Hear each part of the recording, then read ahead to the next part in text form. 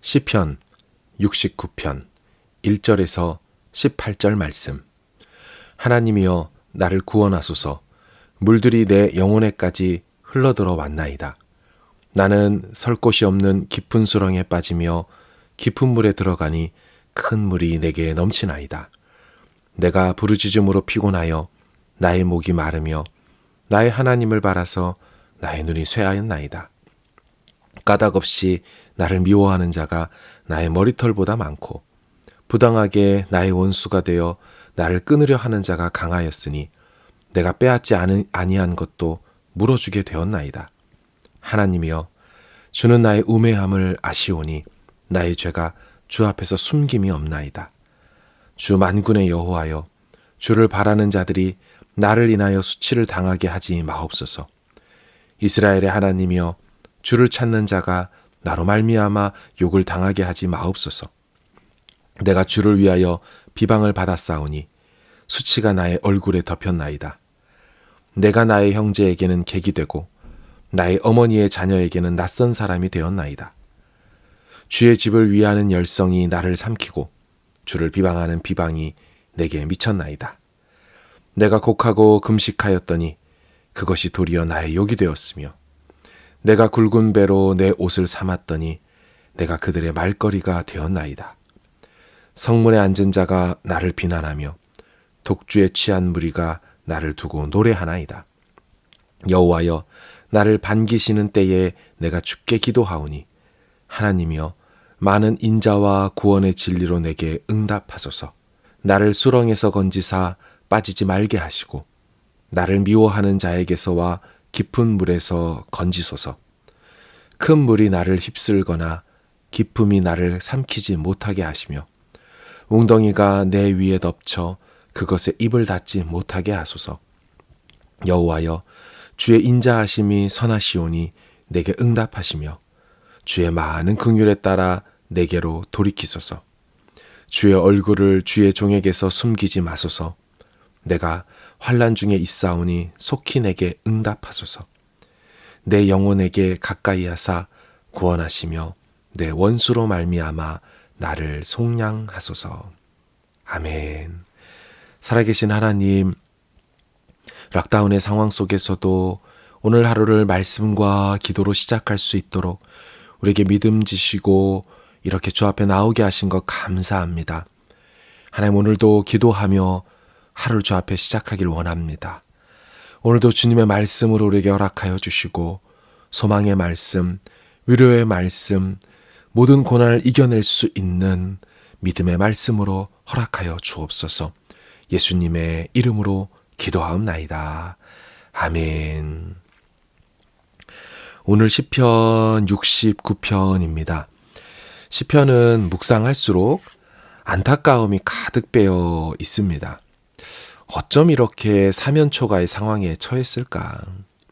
세상에 이 같은 삶을 살았던 이가 있었구나. 이 같은 안타까운 마음이 들게 만듭니다. 오늘 본문 69편도 그러합니다. 시작하자마자 시인은 살려달라고부터 외칩니다. 강력한 두려움의 이미지를 사용하면서 제발 좀 건져달라고 애원합니다. 1, 2절을 보십시오. 하나님이여 나를 구원하소서.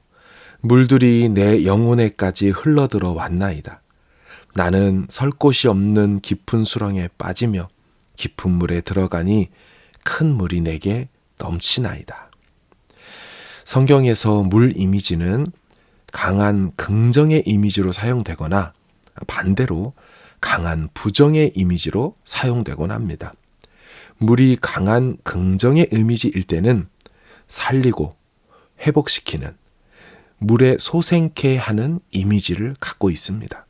그러나 물이 강한 부정의 이미지일 때는 빠뜨려 익사시키고 몰살시키고 다 떠내려가서 쓸려가는 파괴적이고 혼돈적인 이미지를 갖습니다. 오늘 시편에서 물은 시인의 목에까지 차 올라서 이제 빠져 죽게 생긴 상황을 의미합니다. 발을 디딜 곳조차 없는 깊은 수렁에 빠져들고 있다고 하고요. 깊은 물에 들어가자 큰 물이 내게 넘친다고 합니다. 빠져가는 늪의 상황 속에서 발로 디뎌서 나올 수도 없으니 이 이미지는 요한계시록에 나오는 무저갱의 이미지입니다. 무저갱이 무엇입니까? 없을무, 바닥저, 갱도갱. 바닥이 없는 구멍, 갱도이니 한번 떨어지면, 한번 빠지면, 헛디디면 끝없이 추락하는 이미지가 바로 이 무저갱이죠. 일촉즉발의 위기 상황에서 시인은 하나님께 꽤 오랜 시간 동안 또한 꽤나 간절히 부르짖었던 것으로 보입니다. 3절에 보시면 내가 부르짖음으로 피곤하여 나의 목이 마르며 나의 하나님을 바라서 나의 눈이 쇠하였나이다. 부르짖다가 목은 다 말랐고 이내 목은 다 쉬어버렸고 자신의 눈이 쇠하였다고 말합니다. 시편에서 눈이 상하는 경우는 크게 두 가지이죠. 눈물을 너무 많이 흘려서 눈이 짓물러 버린 상태를 말합니다. 혹은 눈은 시인의 건강을 상징하는 표현으로 눈이 상했다 하는 말은 건강을 잃어버린 상태를 말합니다. 이 같은 상황을 뒷받침하는 내용은 오늘 본문은 아니지만 여러분 20절을 보시면 이렇게 돼 있어요. 비방이 나의 마음을 상하게 하여 근심이 충만하니. 비방함이 마음을 상하게 했고 근심이 가득하다. 근데 이 근심이 가득하다라는 성경 20절에 보면 각주가 달려 있는데요. 심히 병이 되니 라고 되어 있어요. 영어 성경에는 I am so sick라고 되어 있죠. 비방이 나의 마음을 상하게 하여 내가 이제 병들어 심히 아픕니다. 네, 시인은 눈이 상했다, 건강을 잃어버린 것으로 보입니다. 그런데 이것만이 아니죠. 시인은 원수들의 무고한 공격을 받고 있습니다. 그들은 까닭없이 미워하고 있고 까닭없이 시인을 파멸시키려 합니다. 4절 보십시오. 까닭없이 나를 미워하는 자가 나의 머리털보다도 많고 부당하게 나의 원수가 되어 나를 끊으려 하는 자가 강하였으니 내가 빼앗지 아니한 것도 물어주게 되었나이다. 지금 시인의 원수들은 거짓말하는 자들입니다. 거짓으로 고소해서 시인을 망하게 하려 합니다. 시인은 부당하게 까닭 없이 원인 제공하지 않았는데 그렇게 공격당하고 있다고 하죠. 시인이 훔치거나 빼앗지 않은 것을 그들은 시인이 그러했다고 빼앗았다고 고발하고 있습니다. 이 같은 거짓 고소는 시인의 재산을 몰수하려는 행동입니다. 왜 그럴까요? 왜냐하면 레위기법에 따르면 도둑질한 자는 원금도 갚아야 하지만 그 원금의 20%를 더 물어줘야 합니다. 그러니까 결국 120%를 물어줘야 한다는 거예요. 당시 문화 속에서의 도둑질은 꽤 엄하게 다루었습니다. 함무라비 법전에서는 일반적 도둑질은 30%를 물어줘야 하고 만약 변상할 수 없다면 사형에 처한다고 되어 있습니다. 30%가 아니고요. 30배를 물어줘야 한다고 되어 있어요. 비록 오늘 성경이 함무라비 법전은 아니지만 성경에 의하면 결국 120%를 물어줘야 합니다. 훔친 거라면 그거 돌려주고 20% 5분의 1 주면 되지만 원래부터 훔치지 않았다면 그들의 거짓 고소로 시인은 그 고소당한 액수나 물건의 120%를 애매하게 물어줘야 하는 거죠. 지금 시인은 자신이 빼앗지 아니한 것도 물어주게 되었다라고 말하죠. 누군가 의도적으로 시인을 재정적으로 공격하고 있습니다. 그런데 시인이 당하는 고난은 이것만이 아니었습니다. 이런 어려움을 당하고 있을 때 가족들도 그의 보호막과 울타리가 되어주지 못한다고 하지요. 8절 보십시오. 내가 나의 형제에게는 객이 되고 나의 어머니의 자녀에게는 낯선 사람이 되었나이다. 형제한테는 나그네 취급당하고 어머니의 자녀들, 가족들이겠죠? 아예 이방인 취급이 당합니다. 이런 상황에 처한 자신을 가족들도 모른 채 하고 있대요. 시인은 안팎으로 어려움을 당하고 있습니다. 그리고 말씀을 묵상하면서 더 안타까운 것은 시인의 이러한 고난은 하나님 앞에서 대충 살았거나 시인이 죄를 지었기 때문에 일어난 것이 아니라는 사실입니다. 반대로 오히려 하나님을 위해 더욱 열심히 살았더니 이런 일이 생겼다고 하지요. 9절을 보십시오. 주의 집을 위하는 열성이 나를 삼켰고 주를 비방하는 비방이 내게 미쳤나이다. 주의 집을 위하는 열성, 이 주의 집은 성전을 뜻하죠. 다윗 시대라고 찐다면 바로 성막을 얘기할 거예요. 그 성막과 성전, 곧 하나님 계신 그 하나님을 위한 열심이 오히려 시인에게는 공격거리가 되었다라고 말하죠. 억울한 일이죠. 그럴만해서 벌받고 혼나는 것이면 당해도 싸지만 오히려 주님을 위해 열심을 낸 그 시인의 열심이, 헌신이 공격자들을 자극하여 오히려 당하는 빌미가 되고 있다면 얼마나 마음이 무너지겠습니까? 이 시인은 보통의 삶을 살았던 것은 아닌 것 같습니다. 그리고 이 시인이 참 대단한 것은요, 이런 상황에서 삐뚤어지지 않고 더욱 자신을 낮추어 엎드렸다는 것입니다. 참 그런데요, 이렇게 시인이 또 엎드려 금식하며 기도하며 주 앞에 나아갔더니요, 이 모습을 보고 대적자들이 가만두질 않고 있어요. 10절과 11절을 보십시오. 내가 곡하고 금식하였더니 그것이 도리어 나의 욕이 되었으며 내가 굵은 배로 내 옷을 삼았더니 내가 그들의 말거리가 되었나이다. 참 기가 막히죠. 울면서 금식하고 나아갔더니 욕을 더 먹게 되고요. 굵은 배옷을 입고 회개의 자리로 내려갔더니 그들이 이걸 또 말거리로 삼아서 그들의 구설수에 오르게 돼버렸다는 거예요. 시인은 뭐만 해도 욕을 먹고 어려움을 겪고 있습니다. 아마도 시인은 해당 공동체에서 지도자였던 것 같습니다. 왜냐하면 11절을 보세요. 주의 얼굴을 주의 종에게서 숨기지 마소서. 17절에 보면 주의 얼굴을 주의 종에게서 숨기지 마소서. 자신을 주의 종, 여호와의 종이라고 표현하고 있지요. 또 한 가지 더. 자신에게 일어난 일들이요, 전체 공동체에 안 좋은 영향을 끼칠까 봐 염려하고 있습니다. 6절을 보시면 주 만군의 여호와여, 주를 바라는 자들이 나를 인하여 수치를 당하게 하지 마옵소서.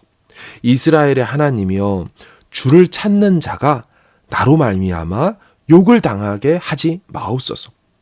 지금 보면 시인은요, 자기 일 때문에 믿음의 공동체인 주를 바라는 자들, 주를 찾는 자들이 자기 때문에 실족하게 되지 않기를 바라고 있다는 거예요.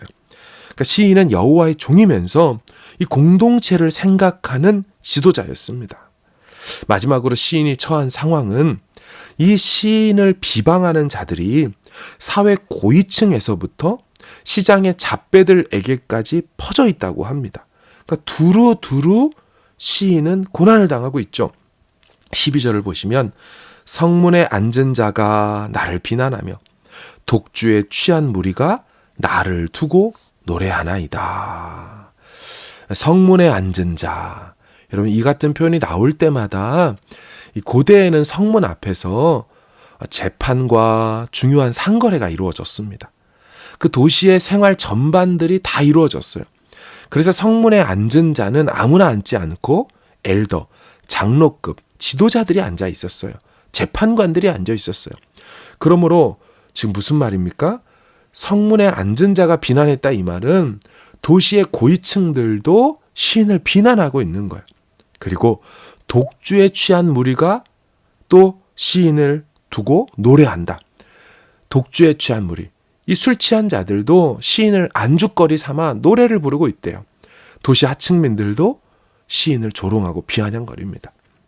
사랑하는 여러분, 시인은 위기 상황도 극박했고 건강도 상했고 영적으로 지칠 대로 지쳤으며 대적들은 많았고 그들은 재정적으로 시인을 압박했고 자신이 믿음의 행동을 보이면 그것 가지고도 말을 만들고 세상 밖으로 나가도 각 계층의 사람들이 다 비난하고 조롱하는 상황 속에 있었습니다.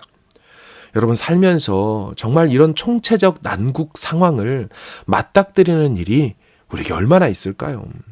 너무도 고통스럽고 아픈 시간들이 진하게 배어있는 시가 이 시편 69편 같습니다.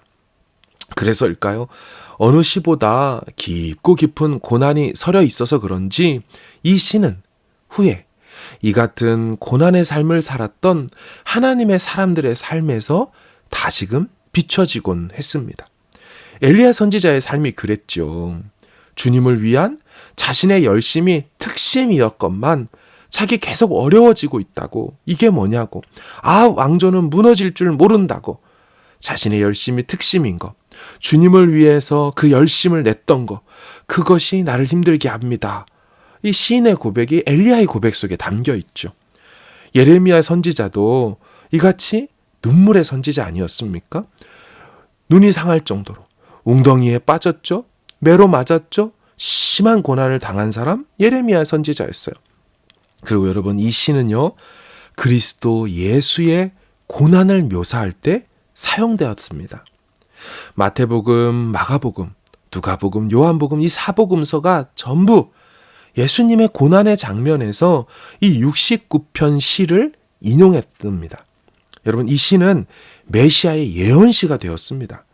우리 본문은 아니지만 21절을 보세요. 그들이 쓸개를 나의 음식물로 주며 목마를 때에는 초를 마시게 하였나이다. 시인에게 쓸개를 음식물로 주고 시인이 목마르다고 할 때 초를 줬습니다. 여러분, 이 표현이 요한복음 19장 28, 29절에 보면 이렇게 나와 있어요.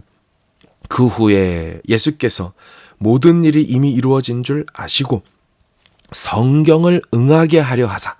자, 응하게 하려는 성경은 바로 시편이죠. 이르시되 내가 목마르다 하시니 거기 신 포도주가 가득히 담긴 그릇이 있는지라.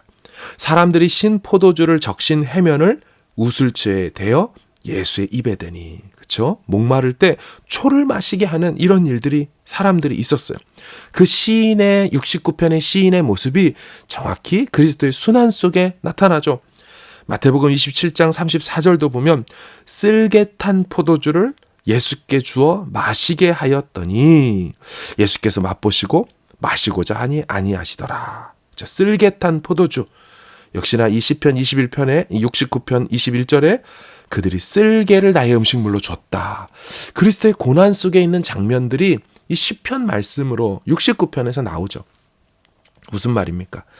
누군가의 깊고 깊은 고난이 다른 이에게 성경이 되었어요. 나아가 그리스도의 순환을 예표하는 예언시가 되었습니다. 사랑하는 여러분, 고난은 지나고 나면 다른 이를 위로하는 치유제가 됩니다. 다른 이의 위로의 약이 됩니다.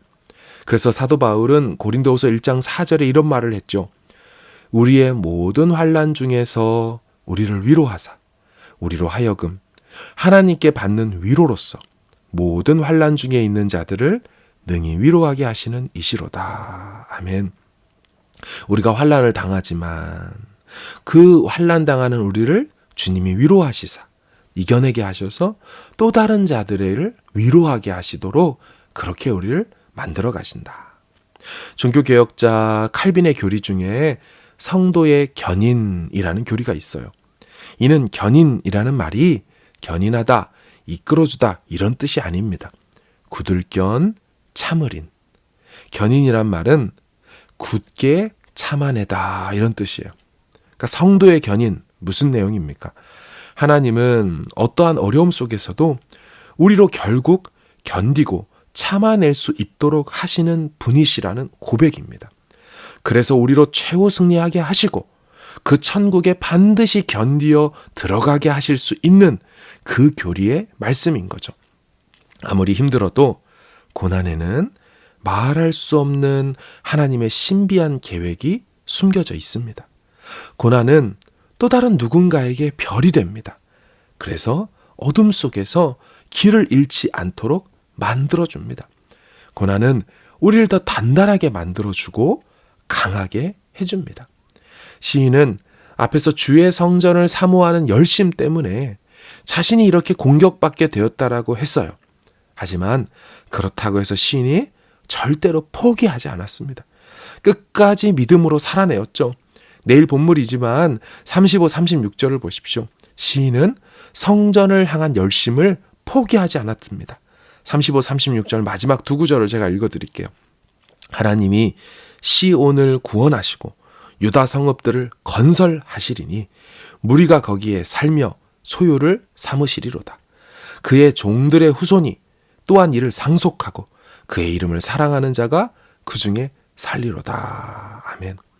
시인은 성전 때문에 받는 고통이 있어도 그 성전을 향한 열심을 포기하지 않고 하나님이 시온을 구원하시고 건설해 주십시오.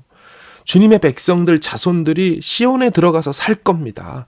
끝까지 바라고 포기하지 않았어요.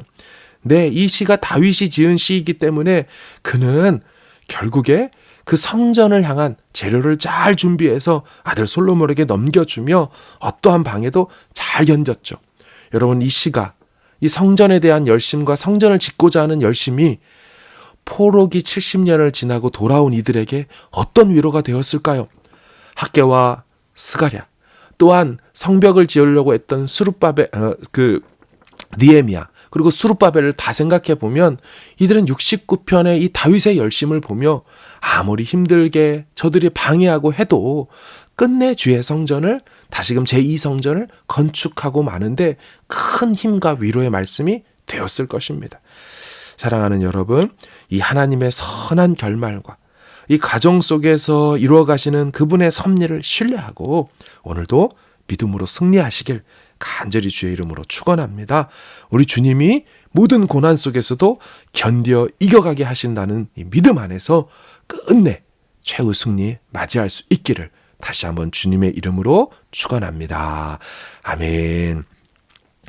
기도하겠습니다. 하나님, 우리 사랑하는 성도님들, 레벨4의 상황 속에서도 하나님을 향한 이 믿음을 끝까지 견고히 붙들게 하여 주옵소서.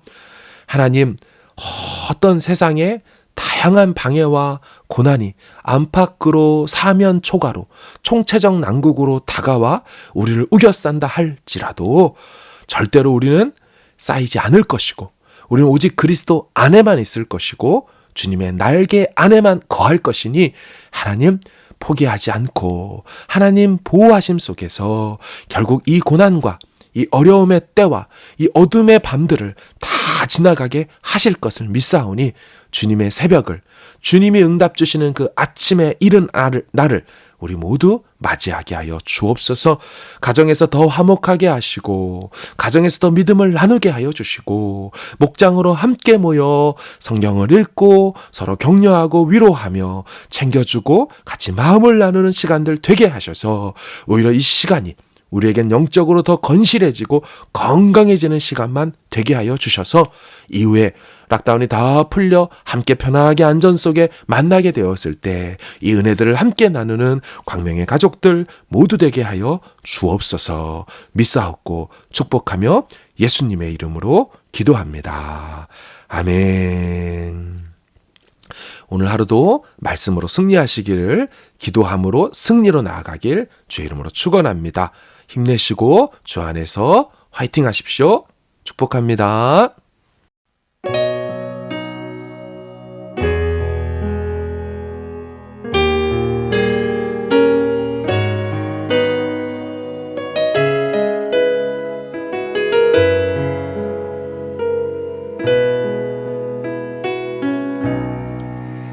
나 같은 사람도 사랑하시나요?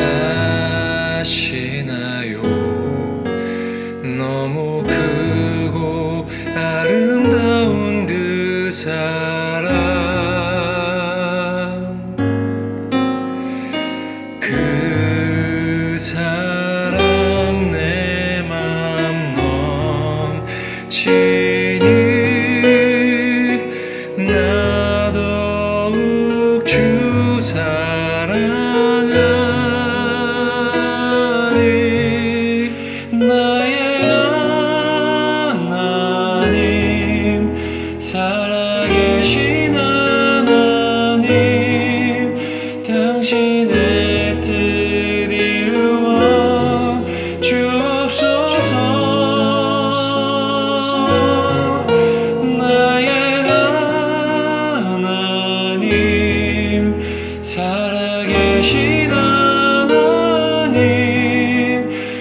당신의 길 가게 하소서.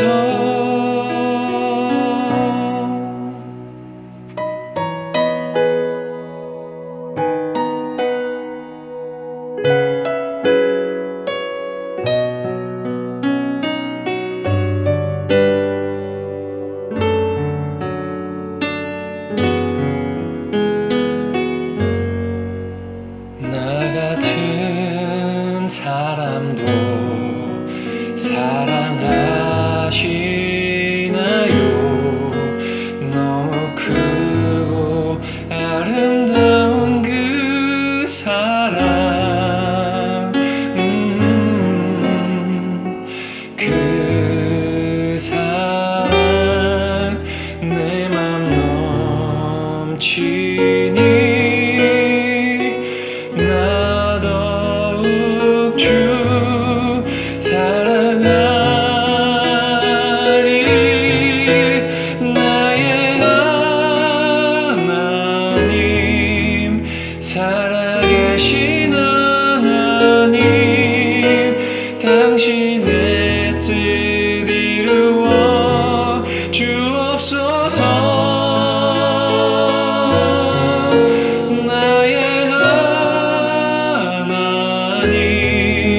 살아계신 하나님, 당신의 길 가게 하소서. 나의 하나님, 살아계신 하나님, 당신의 뜻 이루어 주옵소서.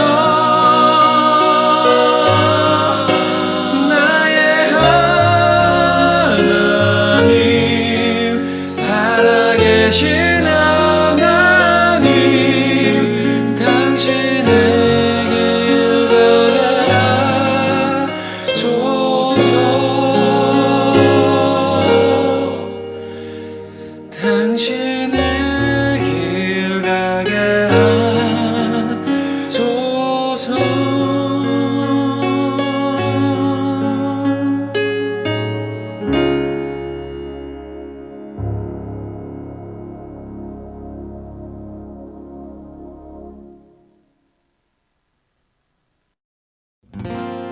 나의 소망 되신 주, 주를 바라봅니다.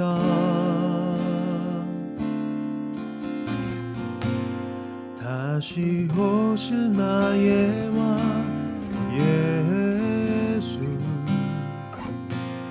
주를 기다립니다.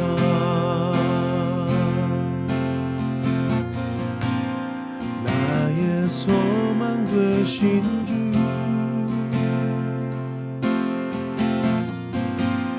주를 바라봅니다.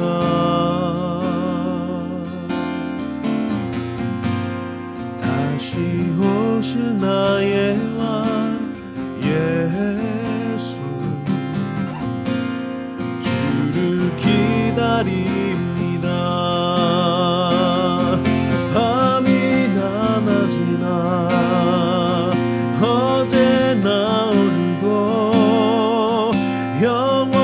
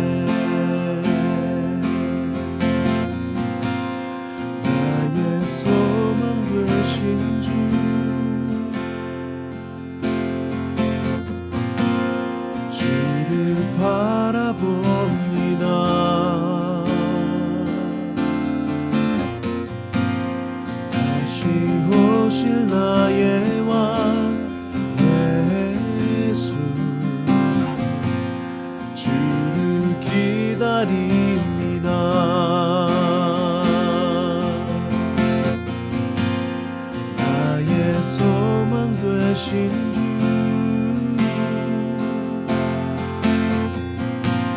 주 주를 바라봅니다.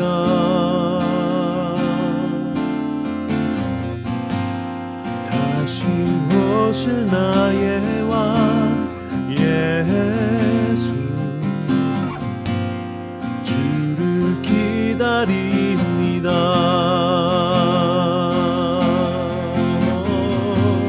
주를 기다립니다. 밤이나 낮이나 어제나 오늘도 영원히 주만 찬양해.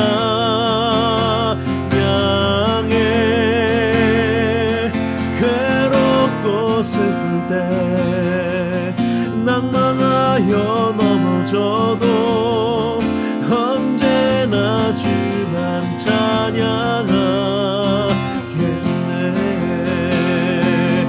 밤이나 낮이나 어제나 오늘도 영원히 주만 찬양해.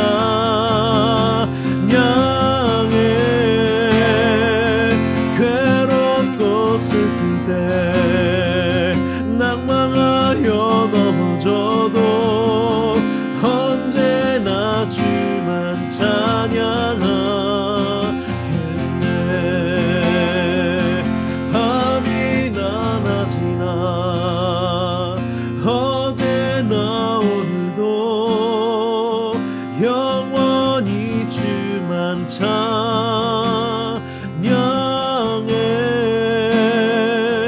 괴롭고 슬플 때 낭망하여 넘어져도 언제나 주만 찬양하겠네.